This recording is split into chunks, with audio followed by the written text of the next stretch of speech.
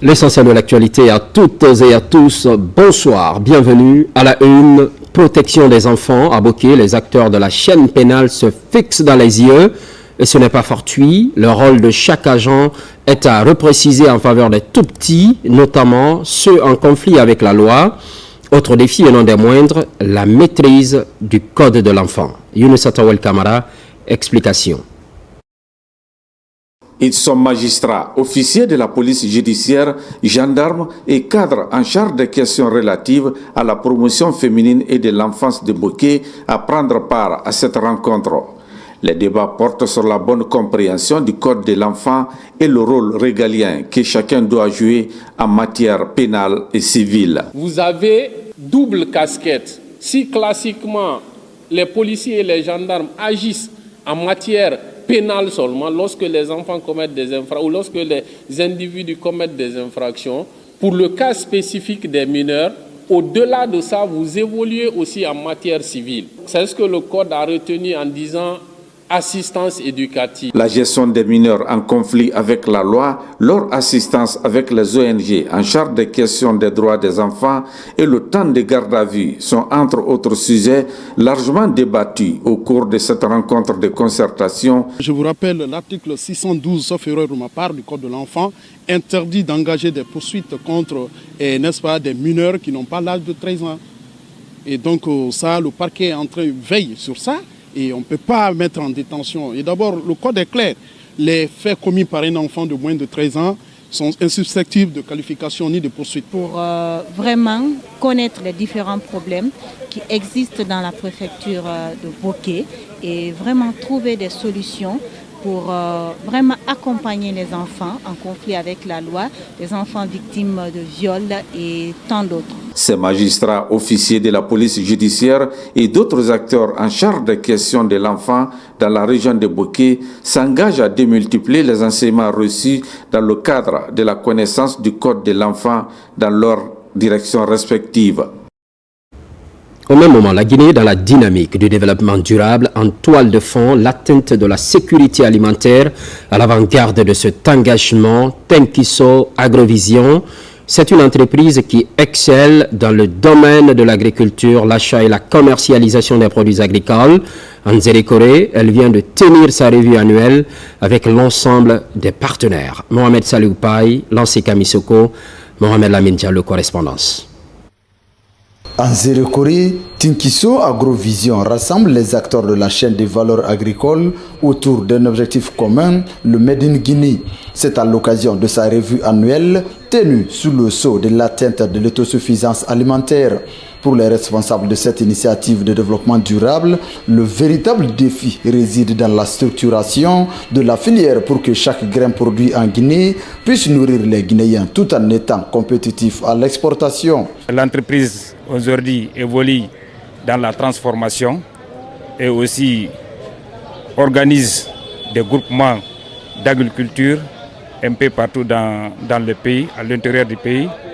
Par rapport à la vision aujourd'hui de Ciment 40, il faut s'organiser, mettre des groupements en place pour que toute la population guinéenne profite de l'agriculture. Nous voulions, dans les 20 années-là, que nous cultivons ce que nous consommons et nous consommons ce que nous cultivons. C'est ça notre objectif, c'est un objectif bien décidé, que nous prions aussi l'autorité d'aide à développer ça. L'autre temps fort de cette rencontre est l'engagement des autorités à accompagner les promoteurs agricoles afin d'accélérer le développement durable du pays. L'un des problèmes majeurs de l'agriculture, c'est comment faire écouler la production.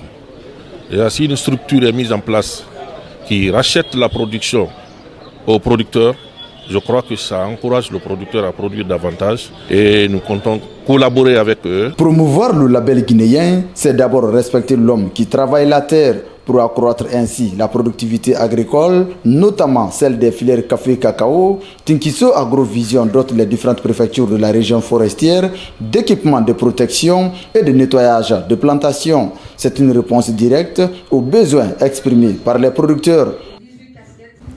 Développement local. Un accent est mis sur la desserte en eau potable. La commune de Bessia se dote progressivement d'installations hydrauliques. Plusieurs forages sont mis à disposition. Les populations sont aux anges. Nabi Kamara. Le Rotaract Club de Conakry poursuit ses œuvres de bienfaisance dans le pays. Dans la commune urbaine de Bessia, il vient de réaliser un forage à l'école primaire de Béanzin. Un geste humanitaire qui comble un vide dans cet établissement de plus de 2000 élèves. L'école compte plus de 2018 élèves et depuis sa création, ils n'avaient pas d'eau.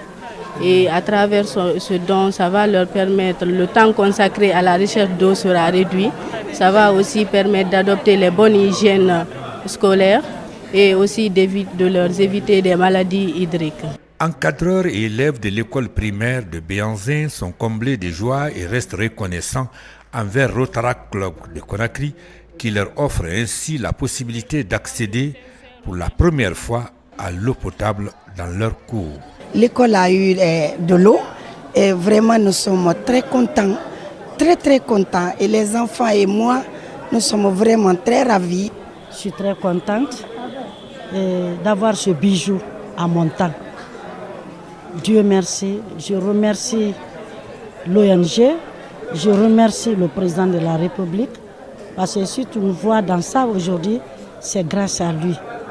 Je le remercie très sincèrement et nous prions Dieu que nous puissions gérer ce forage-là en bon escient. Pour Rotaract Club de Conakry, la réalisation de ce forage dans la cour de l'école primaire de Béanzin a été possible grâce à l'appui de ses partenaires comme Rotaract Club de Bamako. C'est une bonne nouvelle pour les communautés impactées par le projet d'exploitation de l'entreprise KGM à Kouroussa. Les travaux de leur future ferme avicole sont lancés. C'est le fruit du respect du contenu local pour lutter efficacement contre d'éventuels conflits entre riverains et gestionnaires de l'entreprise. Fatoumata Batouli Diallo, explication. À la périphérie de Kouroussa, Komoninko, un quartier riverain de l'exploitation minière de l'entreprise KGM. Aujourd'hui, un vent de renouveau pour accueillir un nouveau projet d'intérêt commun. Par ce lancement officiel des travaux de la ferme avicole, KGM s'acquitte de cette autre responsabilité sociétale pour le bien-être de sa communauté. Sa vocation, favoriser l'auto-emploi de jeunes et de femmes avec toutes les commodités, afin qu'ils puissent bien comprendre que le savoir-faire peut les aider à se tirer d'affaires. Ici, on va construire une ferme de 800 têtes, de poules pondeuses, des races Isabron, mais ce sera des races exotiques qui sont venues de la France. Dans ça, on a mis en place des cours de formation, parce que le contrat c'est juste 6 mois. Après les 6 mois-là, peut-être la communauté va prendre le rêve, mais ils seront munis d'une formation quand même pratique. L'espace prévu est estimé à 2000 m² pour faire de ce projet avicole une réalité. Cette initiative n'est pas une action isolée. Elle s'inscrit dans une démarche globale de responsabilité sociale fondée sur le dialogue, la confiance et le partenariat avec les communautés riveraines. Ce projet mis en œuvre permettra à des milliers de jeunes de Kouroussa de venir travailler ici, de venir tirer profit d'ici. Une aubaine pour toutes les parties qui fondent beaucoup d'espoir dans le sous-sol de Kouroussa. Leur engagement avançait plus vite que prévu pour développer la localité ouverte à l'exploitation industrielle de l'or. Un enjeu clé qui engage l'avenir du Hamana. Protection sociale et violence basée sur le genre, un système statistique unique et intégré est enfin validé sur l'œil vigilant des parties prenantes dans la riposte contre les VBG. Il est question par la suite de produire des données fiables pouvant aider dans la prise de décision. Marie-Angélique Bangoura. Jusqu'à présent, les données relatives à la protection sociale et aux violences basées sur le genre étaient peu harmonisées, limitant ainsi la disponibilité d'analyses fiables et complètes du phénomène. La mise en place de ce nouveau système permettra désormais à l'État et à ses partenaires de disposer de statistiques crédibles et actualisées. Ce dispositif s'inscrit dans la dynamique de modernisation des systèmes statistiques nationaux et dans le respect des engagements régionaux et internationaux, notamment les objectifs de développement durable ODD, l'agenda 2063 de l'Union africaine et la vision 2050 de la CEDEAO. Pour qu'on puisse prendre des mesures, il faudra qu'ils soient connus. le nombre soit connu. On sait que 1 n'est pas statistique, mais à partir de 2 ou 3, c'est statistique. Donc en fonction de l'ampleur des phénomènes, des mesures seront prises pour éradiquer ou contrer le phénomène dans le pays. Donc il doit se sentir heureux parce qu'aujourd'hui nous avons un outil qui permet de capter le phénomène dans le temps et dans l'espace. L'Observatoire national de la protection sociale et des violences basées sur le genre joue un rôle central dans la collecte et la production des données en Guinée. Qui parle de données parle d'études, qui parle de données parle de la recherche-action, qui parle de données parle de la recherche, des enquêtes et autres. Donc nous travaillons avec ces parties prenantes pour avoir des données qu'il faut. Et une fois cet outil validé aujourd'hui, nous allons mettre à la disposition de tous les prestataires. Donc la chaîne de valeur de la prise en charge de la protection sociale et de la violence basée sur le genre vont être dotés de cet outil.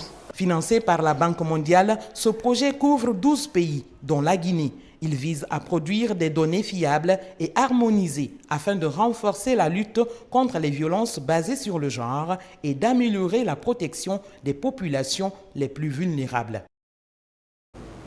Et puis cette scène de désolation du côté des Forêts-Caria, des bananeraies ravagées par un incendie, plus exactement à Bambaya, dans Mafereya. La suite avec Cheikh Sanusi Sanko. Ici sur place, le constat est alarmant. La plantation de bananes est entièrement détruite. Les flammes, déclenchées en pleine journée, se sont rapidement étendues, réduisant en cendres des mois de travail et d'investissement. Malgré les tentatives d'intervention, la culture n'a pu être sauvée. Le feu s'est déclaré dans les bandes de 14 heures. J'étais parti cueillir du piment de l'autre côté, j'ai vu le feu et j'ai appelé Bonnie. Les dégâts matériels sont importants. Bananeraies ravagées, système d'irrigation endommagé, tuyaux d'arrosage calcinés, tout témoigne de la violence de l'incendie. Une lourde perte pour ce jeune agriculteur qui fondait de grands espoirs sur cette exploitation. 4 hectares, ou est-ce qu'au moins sur 3 hectares, nous avons eu à planter les bananiers qui ont quitté Zérékouré, parce qu'il faut le préciser, Zérékouré est la Côte d'Ivoire. Et il y a de cela maintenant 4 ans, le projet a vu jour en 2023. L'investissement, d'abord, on est presque maintenant à 1 milliard, parce qu'il faut le dire.